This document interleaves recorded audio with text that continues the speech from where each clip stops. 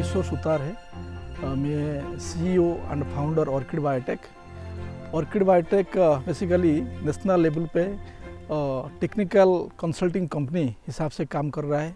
बाकी tissue culture पौधा जैसे एक्जोटिक फ्लोरिकल्चर में ऑर्किड हो गया, एंथोरियम, जरबेरा, बाकी जिप्सोफिलिया जो एक्जोटिक वैरायटी है उसका सप्लाई करता है एंड टेक्निकल सपोर्ट भी देता है। बाकी पोस्ट हार्वेस्ट मैनेजमेंट में भी गाइडेंस करता है एंड बायबैक भी लेता है। तो गीतांजलि मैडम का ये जो प्रोजेक्ट है ये 1 एकड़ का प्रोजेक्ट है। इसमें 43,000 प्लांट हम लगाए हैं, आप देखेंगे।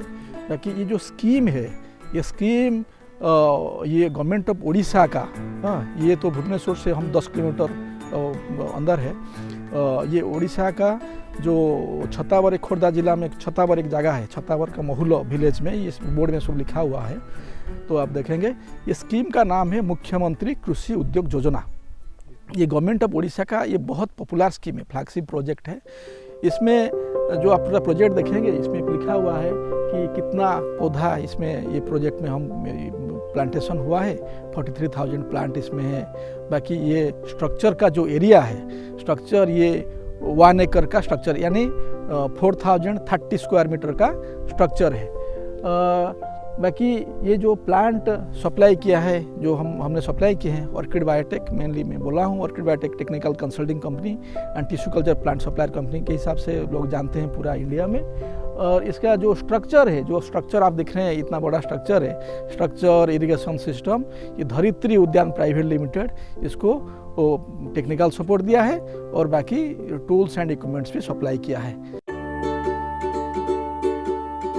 ऑर्किड का जो देखिए, जो ऑर्किड का पौधा है ये इसका कैरेक्टर है एपीफाइट। एपीफाइट कैरेक्टर में क्या होता है ना, ये जो रूट्स होता है ना ऑर्किड का रूट्स को बोलते हैं aerial roots. Mainly through roots वो एयर में जो वेपर है उसमें उसका मेन जो ह्यूमिडिटी है, मेन उसका ऑर्किड के लिए ह्यूमिडिटी चाहिए। हमारा जो कोस्टल इंडिया में, जैसे हम कोस्टल उड़ीसा में, भुवनेश्वर में हम हैं, तो कोस्टल उड़ीसा में जनरली ये ऑर्किड इतना अच्छा हो रहा है इसलिए कि जो 4 फैक्टर ऑर्किड को चाहिए। बेसिकली ह्यूमिडिटी, जो आर्द्रता, एंड टेम्परेचर, मतलब 25 degree to 40 degree ideal temperature है। बाकी वेंटिलेशन, इसके लिए थोड़ा थोड़ा हवा भी चाहिए। तो इसलिए ऑर्किड अच्छा हो रहा है। हम थाईलैंड से हम ऑर्किड लाते थे। देखिए ये जो स्पेसीस है, ये स्पेसीस का नाम है ऑर्किड डेंड्रोबियम। इसके लिए अब देखिए इसे मिट्टी नहीं चाहिए, इसके लिए ये 2.5 फीट 3 फीट बेड के ऊपर ये पौधा हम प्लांटेशन किया है। इसका जो रूट सिस्टम आप देखिए, ये जो रूट्स आप दिख रहे हैं इसको मतलब ये एरियल रूट्स बोलते हैं। ये रूट के जरिए में ये लेता है, जो आर्द्रता है, जो ह्यूमिडिटी है, ये लेता है। हाँ, ये जो स्पेसीज है देखिए, ऑर्किड पूरा दुनिया में अभी फाइंड आउट हुआ है। 3000 वेराइटी अभी फाइंड आउट हुआ है। इधर उड़ीसा में जो एक साइंटिस्ट जो डॉक्टर मिश्रा ने, वो भी फाइंड आउट किए थे। उड़ीसा में नेचुरली 133 वेराइटीज़ ऑर्किड उड़ीसा में हो रहा है जंगल में। तो जंगल में जो ऑर्किड वाइल्ड वो ग्रो कर रहा है वो भी, उसमें भी डेंड्रोबियम है, मोकरा है, भांडा है, बहुत सारा वेराइटी है। लेकिन ये जो वेराइटी है ये भी डेंड्रोबियम है, लेकिन ये टिश्यू कल्चर है। तो हम ये कटफ्लावर वेराइटी मेनली है, इसमें प्रोडक्शन के लिए हम लिए हैं। तो ये मतलब एक साल में 10 से 12 स्पाइक देता है। जो जंगल में जो ये डेंड्रोबियम है उसमें तो ये फर्टिलाइजर या पानी फानी कोई नहीं होता है, उसका मेंटेनेंस नहीं होता है, वो नेचुरली होता है। इसलिए वो क्या होता है ना, साल में 2 बार फूल आता है। लेकिन ये साल में 12-14 बार आता है। उसी हिसाब से इसका टिश्यू कल्चर किया गया है। सबसे अच्छा मदर कल्चर लेके हम टिश्यू कल्चर बनाए हैं। देखिए ये तो हम सॉइल तो यूज नहीं कर रहे हैं। इसका जो मीडिया है ये नारियल का, पेड़ के ऊपर नारियल का छिलका, तो ये जस्ट ये रेस्ट करने के लिए रखा है। बाकी इसका जो रूट्स है, धीरे धीरे ये रूट्स आप देख रहे हैं ना, वो नीचे आ रहा है। इसमें 43,000 पौधा प्लांटेशन हुआ है। 43,000। तो जो पौधा का प्लांट टू प्लांट का जो स्पेस है 20 सेंटीमीटर है। और रो टू रो हम रखे हैं 1 फुट यानी 30 सेंटीमीटर। पौधा को इरिगेशन करने के लिए हम इसमें 2 टाइप का इरिगेशन सिस्टम हम यूज किए हैं। आप ऊपर देखिए, ये जो आगे देख रहे हैं ना, ये स्पिन नेट है, हाँ वो टॉप स्प्रिंकलर जैसा काम करता है। ऊपर जो देख रहे हैं ये फगर है, इसको बोलते हैं फगर, यानी ये फॉग जैसा, कोहरा जैसा वो करता है। इसमें इसका फ़ायदा क्या है ना, इसमें जब मतलब टेम्परेचर कंट्रोल के लिए, जब समर सीजन में जब टेम्परेचर पीक होता है तो उस टाइम क्या होता है ना, ये टेम्परेचर को रिड्यूस करने के लिए फॉगर यूज होता है। तो ये पूरा फॉग जैसा हो जाएगा, सो दैट ये टेम्परेचर कम से कम 10 डिग्री टेम्परेचर डिक्लाइन करेगा। ये अभी ग्रोथ स्टेज में है, ये 1 साल के लिए कम से कम 9 महीना ये ग्रोथ करेगा। ग्रोथ होने के बाद इसका फ्रॉम द सेकेंड ईयर, यानी आप बोल सकते हैं कि 12 मंथ्स ऑनवर्ड्स, जब प्लांटेशन टू 12 मंथ्स ऑनवर्ड्स उसका प्रोडक्शन आएगा। ये जो 1 एकड़ ऑर्किड प्रोजेक्ट हम इधर बैठाए हैं, इंस्टॉलेशन हुआ है, तो 1 एकड़ प्रोजेक्ट के लिए मिनिमम वायबिलिटी के लिए हम सजेस्ट करते हैं कम से कम 1 एकड़ होना चाहिए। क्योंकि जब फूल आएगा तो आपको अच्छा तो लगेगा, सेटिस्फेक्शन आएगा, उसके साथ साथ प्रोफेशन भी होना चाहिए, प्रॉफिट भी होना चाहिए। तो 1 एकड़ में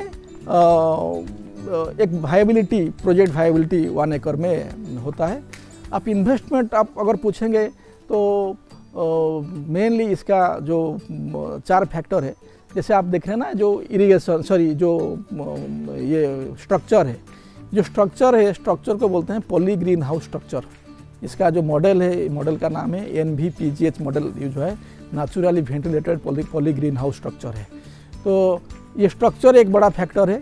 दूसरा हो गया, आप ये जो बेड देख रहे हैं, हाँ स्ट्रक्चर के बाद बेड बनेगा, तो स्ट्रक्चर के लिए कम से कम अगर अच्छा स्ट्रक्चर बनाएंगे जो कम से कम 150 किलोमीटर विंड थ्रस्ट रेजिस्ट कर पाएगा, ऐसा स्ट्रक्चर अगर आप बनाते हैं तो कम से कम 1200 रुपीज़ पर स्क्वायर मीटर खर्चा होता है। तो कम से कम आपको 50 to 51 लाख 1 एकड़ का जो स्ट्रक्चर के लिए खर्चा होता है।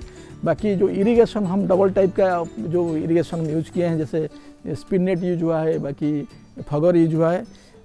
इरिगेशन में आपको अगर ठीक से आप करेंगे तो 100 रुपीज़ पर स्क्वायर मीटर, यानी 4 लाख पर एकड़ होगा। बाकी ये जो बेड है, क्योंकि बेड तो बहुत इम्पोर्टेंट है, ये तो सॉइललेस मीडिया में बन रहा है, तो बेड के लिए कम से कम 15 लाख का खर्चा होगा, 15 लाख खर्चा होगा बेड के लिए। यानी पूरा प्रोजेक्ट के लिए अगर आप देखेंगे तो ये मोटा मोटी तो आप अगर मिलाएंगे तो ये 90 लाख आसपास हो जाता है। तो उसके साथ साथ आपको एक बोरवेल करना पड़ेगा, लैंड लेबल करना पड़ेगा, इलेक्ट्रिसिटी लाना पड़ेगा।